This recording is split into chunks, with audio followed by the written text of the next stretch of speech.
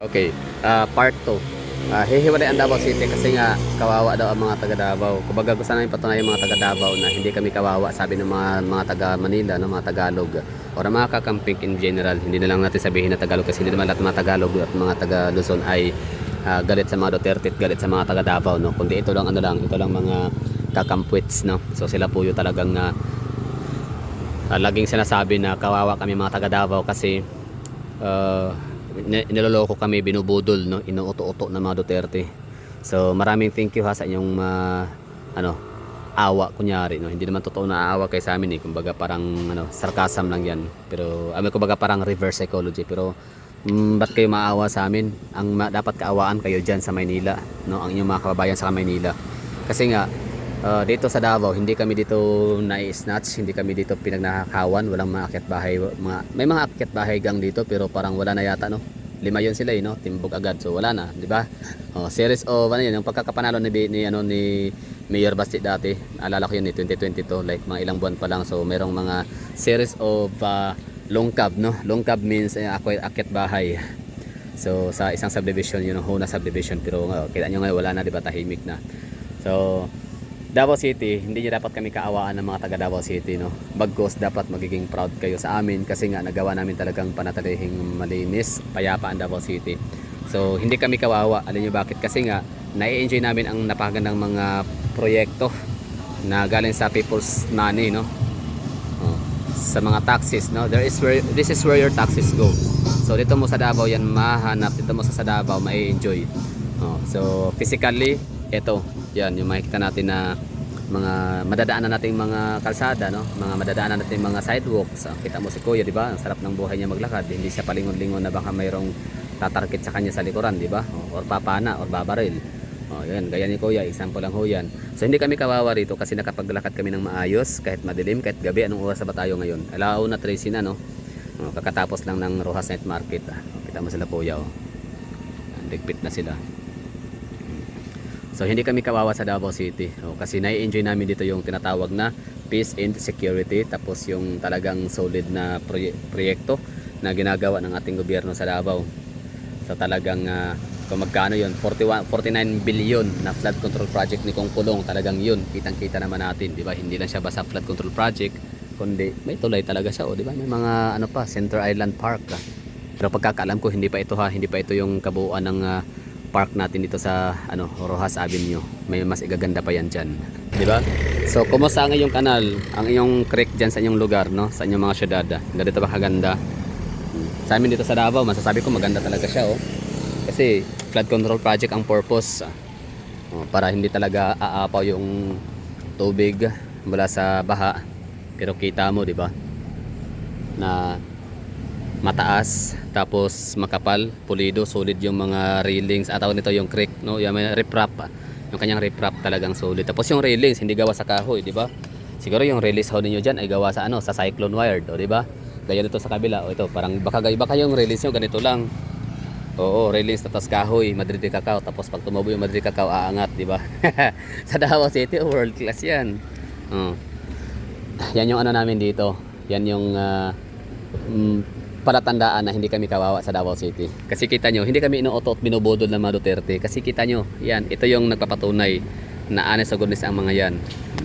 Kung sa ibang lugar to, ay sabihin natin na ilang million kaya to na, meron to dati, may nakalagay to dito dati na this project costing, na meron tong costing, kailan to nagsimula, kailan yung starting, breaking point, or yung yung parang ang tawag dyan, groundbreaking, hanggang sa target of completion.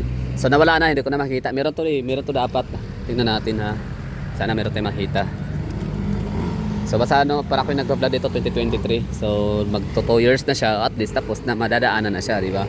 Ang bilis lang naman gumawa ng ng trabaho dito sa Davao City. So kung may mga delays man ng mga project, siguro short of walang budget pa no, hindi pa na full ang bayad, hindi pa nailabas yung budget no. Saka may mga iba pang gulo. Tsaka iniipit nga ang proyekto ng Davao City, iniipit yung budget ho dito kasi nga para damay-damay nga lahat, di ba? So kukurakot sila, dapat kurakot din ang Davao. Basta ganun, no, pinapahirapan. Siyempre matatag, matibay itong mga Duterte. Ayaw nilang makisama. Di baling walang proyekto, basta wag lang magnakaw, ganun. Ay, nakakaasar, no, kung maiisip natin talagang talagang tataas ang high natin BP kahit di naman tayo high blood. Anyway, ito, di ba? Flood control project. So, paano naging kawawa ang mga taga Davao City kung meron naman kaming magagandang project, no? Paano naging kawawa ang Davao City kung ramdam naman natin yung peace and security, di ba? Paano magiging kawawa ang mga taga Davao City kung hindi naman takot, no?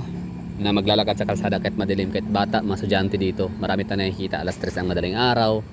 O galing siguro sa mga group study nila o ano pa mga project sa school, naka-uniforme pa yung pauwi. Safety sila, no? So yung mga magulang talagang mas sa choice na pupunta dito sa Davao ang kanilang mga anak para mag-aral. Kasi nga may liquor naman dito. I mean may ano na may alak naman din. May alak is life sa Davao City pero hindi siya magdamagan, no? Nawalwalan. Kumbaga hanggang alas ano lang, last call 12 to 1 labas na ang mga tao nagiinuman. Ganon, no? So ibig sabihin meron pa talagang natitirang oras itulog para sa klase kinabukasan. Ganon.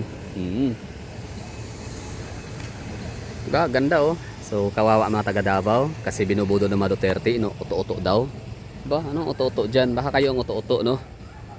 Pagka eleksyon, talagang pinapangako kayo ng magandang serbisyo ng inyong mga politician, ng inyong mga representative, congressman, mayor.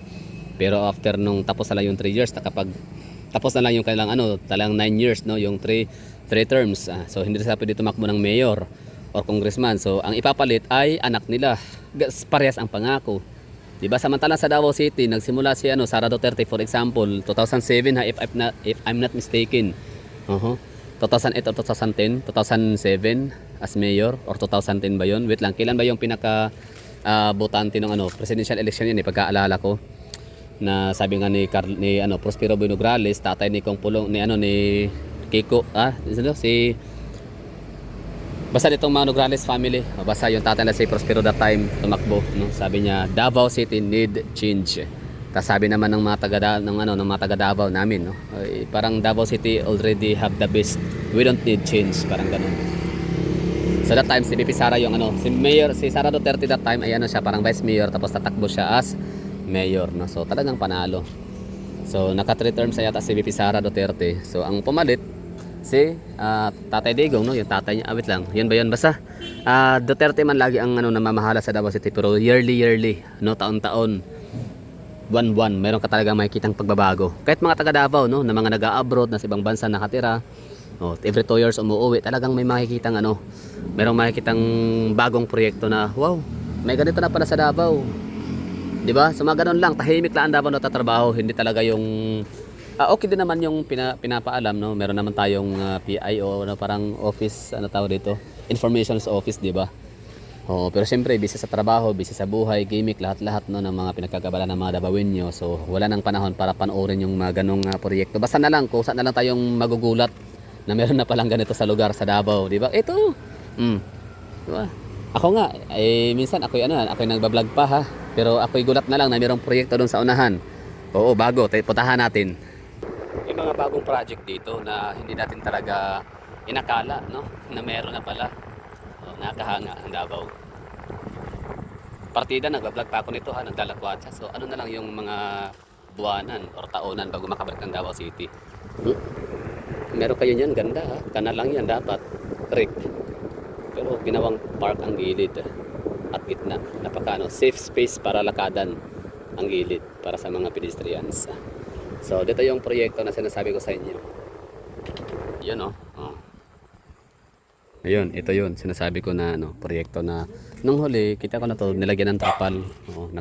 Akala ko trapal kasi may basura ganun kasi dumping area to dito. Hindi man dumping area, parang garbage collection area. Basta dito ilalagay yung mga basura. Tapos dito kukunin ng dump truck, garbage truck. So akala ko yun yung rason bakit dito nilalagyan ng trapal. Yun pala nung huli na ito, nakita ko na to na parang may lampos na, tapos ang galing. Tapos may nakalagay dyan na karatula yung tarpaulin na this project is ganito ganyan, no? Tapos nagsimula ganyan. Basta yung yung detalye ng description kung magkano yung basta nasa parang 9 million, 6 million, mga ganun, no? Mga 7 million, 3 million, parang ganun, basta million, no? Nasa mga 7 digit. So nasa 7 digit lang yung nito, yung kanyang presyo. Hindi ako sure, ha, although makikita naman natin to dito. Yun nga lang, hindi natin to agad ma-identify sa DPWH or mahanap natin sa kanilang page kung magkano or anong pangalan ng proyekto. Anong lugar to dito? Mabini yata. Basta dinadaanan natin to dito kapag kasi nasakit na ng padjak, no? Papunta doon sa rally. So Yun, ang galing lang. So, ang bilis itong nagawa. Like, gulat ako. Kasi yung nga, una, trapal lang nakalagay ito dito. Nakaharang, nakabakod. Kasi akala ko basurahan. No? May mga basura. Pero, ano itong huli yan? No? Ganda. Saan tayo makahanap ng ganitong mayor? Ng ganyang leader na kung makapagpagawa ng mga proyekto. Bilis, kidlat. Diba? Basta ano to dito dati? Tambayan ng mga basurahan. Ng mga basura. Kumbaga, ito yung parang collection site. Wala nakalagay no kung anong pangalan. Pero astig yan, oh. Meron kayong ganyan, oh, 'di ba? So paano naging kawawa ang Davao City? Mga Tagalog, ang mga kakampwits, no. Mga kakamping ka. Ngayon yung sabihin na kawawa ang Davao City. Kawawa ang mga taga Davao kasi inuuto ng mga Duterte. So paano nyo i-justify yun? Na samantalang kami mga taga Davao City ay very satisfied kami sa aming mga leader dito sa Davao City. Talagang solid kung solid ang binibigay ng mga proyekto sa amin. Daming parks no, sa Davao. Grabe. Basta nung huli like mga 2023, ang parke ay parang nasa 26 mahigit. O ngayon nasa mga 30 plus na siguro. Kasama na to syempre. Hindi lang siya binobroadcast, no? Hindi siya maingay na binobroadcast ng Davao City. Basta na lang andyan na, trabaho na. Kumbaga kami lang yung mga vlogger ang mga nagsisiwalat, no? Nag-i-expose. Basta yung yung bibigay ng impormasyon sa madlang people na meron na palang parke dito sa ganitong mga lugar. Diba? Ang galing. Oh, itong na to, balikan ko, mga 2005, 2006. Oh, ang daming dito ha. Baha. Kapag tsaka to, malalim kasi ito dati. Tapos may mga open creek pa yan. So, ganun ni Bipisara. Siya yung may gawa yung mga yung road widening. Tapos, yung open canal, tinatabunan. Tapos, ginagawang sidewalk ang gilid. Oh. Example, ito. Yan, for example. Yan. O, yung nilalakaran ni Kuya. O, diba? So, yan. Open canal yan dati. So, pag ganyan siya maglakad dati, ayan, hulog na siya. Kasi open canal. Pero dahil kay Bipisara nga, na road widening plus, lagi ganyan ng ginagawang passable yung gilid. Kaya, yan, gumanda lalo ang kalsada ng Davao City. Tapos yun, maintain ang cleanliness. Ito yun, no? Oh, dati, to, open canal. Alala ko dati, na-shoot pa yung yung gulong nung tricycle na sinakyan, padjak, no? Yung sikad. Galing. Diba? So ngayon yung sabihin sa aming mga taga Davao na kami ay kawawa. Dahil ang namin, ang aming mga mayor ay Duterte. So dapat to palitan kasi kawawa daw ang mga taga Davao, inuuto na mga Duterte, binubudol. Yung binubudol, ganda ng nila ha, serbisyo sa amin dito. Ayan for example, ganda nitong sidewalk, di ba? Highway or main road no ng Boulevard, Quezon Boulevard area. Pero tingnan mo, diba anong ginawa ng mga Duterte sa daan namin.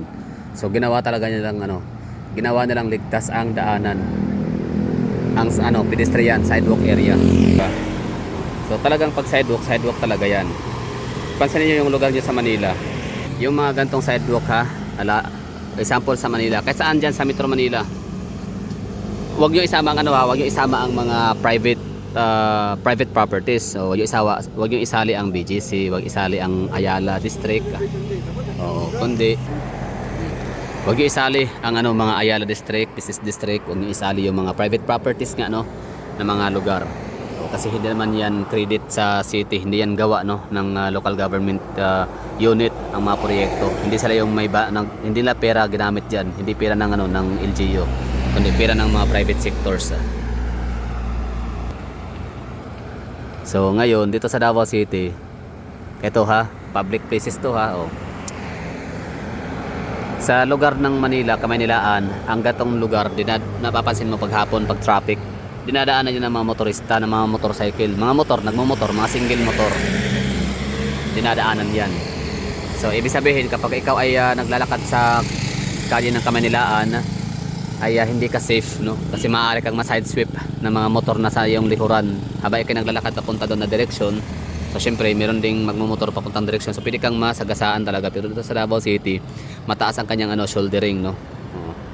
So hindi sila basta-basta makakaakyat sa sidewalk dito sa Davao City na space for pedestrian lang dapat.